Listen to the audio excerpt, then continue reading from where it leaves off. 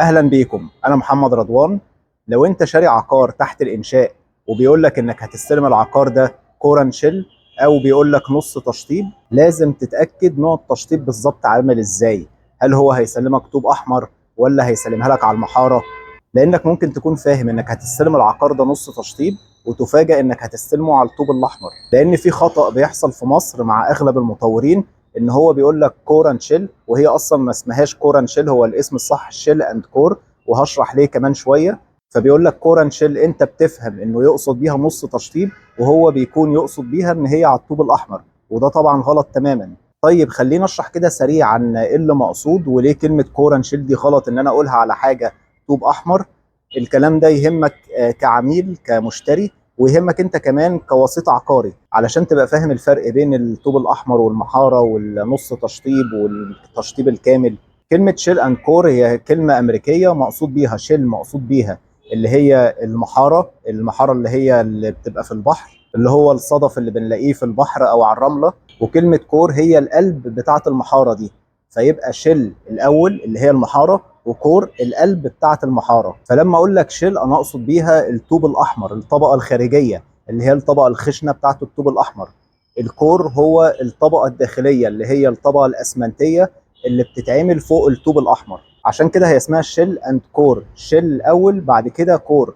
ما ينفعش تبقى كور اند شيل. ازاي كور قبل الشيل؟ مستحيل احط الطبقه الاسمنت دي من غير ما يكون في طوب احمر، فلازم شيل الاول وبعد كده يبقى في كور. فلما اجي اكون بسلمك حاجه او بكلمك على عقار على الطوب الاحمر، هو كده مش شيل اند كور او كور اند شيل، لا هو كده شيل اونلي، ده بيتقال عليه شيل اونلي. يعني بيبقى العقار على الطوب الاحمر من غير الطبقه الداخليه اللي هي الكور. انما لما هكون بكلمك على عقار معمول له الطبقه الاسمنت اللي جوه، دي كده تبقى شيل اند كور. وفي مصر بقوا بيقولوا على الطبقه الاسمنتيه دي ان هي دي المحاره، حتى كمان بقى ليها مهنه ان اللي بيعمل ده بيمحر.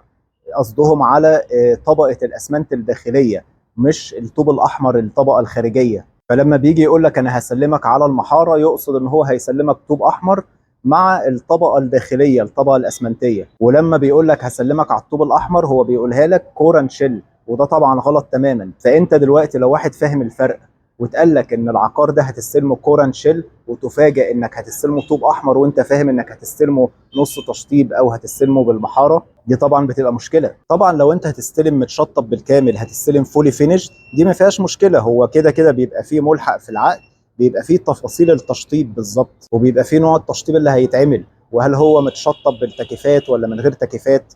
فكل ده بيبقى واضح ليك من الاول. انما لما يقول لك كورن شيل او سيمي فينيشد، لازم تفهم بالظبط هو التشطيب هيبقى ازاي. هيبقى على الطوب الاحمر من غير الطبقه الداخليه، ولا هيكون على المحاره؟ هيكون ازاي التشطيب؟ ولو طوب احمر، ايه نوع التشطيب الطوب الاحمر؟ يعني هيكون طوب احمر كله زي ما هو من غير ابواب ومن غير اي حاجه، ولا هيكون مسلمك بالحلوق والابواب اللي هي الفريمات بتاعه الابواب والشبابيك؟ فطبعا لو هيسلمك بالحلوق دي هتفرق معاك جدا في المصاريف. فالكلام ده مهم ليك جدا انك تفهمه وتعرف الفرق. وانت كمان كوسيط عقاري لازم تفهم الفرق علشان ما تقولش للعميل حاجه وهو يفهم حاجه تانية. فلو هتقول له كورن شيل لازم توضح له تقصد ايه بكورن شيل، ولو سيمي فينيش تقصد ايه بسيمي فينيش. والاحسن من ده بقى، الاحسن من الكلام ده كله، انك تتكلم عربي. لازمتها ايه يعني تتكلم انجليش؟ ما تقول له بالعربي، هتقول له هتستلم على الطوب الاحمر، هتستلم على المحاره. فاحسن حاجه انك تتكلم ببساطه ووضوح مع العميل، مش لازم دايما المصطلحات الانجليش دي في كل حاجه. واصلا موضوع ان انا اسلم بدون تشطيب ده في مصر، يعني انا نفسي الموضوع ده يتغير تماما. مفيش في العالم كله ان انا اسلمك نص تشطيب، مفيش حاجه اسمها كده.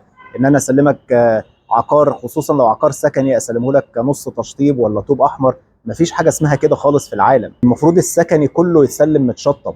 الكورن شيل او اللي بدون تشطيب ده بيبقى للتجاري، محل او مكتب، لان الشركه اللي بتشغل مكتب بيبقى ليها تشطيب معين هي اللي بتعمله. فلو سلمت المكتب متشطب، بنسبه كبيره الشركه هتعمل تعديلات في التشطيب وتعمل تصميمات تانية على ذوقها وعلى حسب البراند بتاعها، فبتكون مصاريف التشطيب دي على الفاضي ملهاش لازمه. فعشان كده اللي من غير تشطيب ده بيكون للمحلات والمكاتب مش للشقق السكنيه. مفيش في العالم حاجه اسمها ان انا اسلمك عقار سكني بدون تشطيب. فدي من اكتر الحاجات اللي نفسي مطورين مصر كلها يغيروها، ان هم كلهم يسلموا متشطب. فده كان شرح سريع كده عن التشطيب وانواعه، الفرق بين الشيل والكور، وتكون انت فاهم الفرق كويس. اتمنى ان انا اكون افدتكم. ما تنساش طبعا الاشتراك في القناة على اليوتيوب، واعمل لايك وشير لو عجبك الفيديو علشان الكل يستفاد. واشوفكم الفيديو الجاي. شكرا.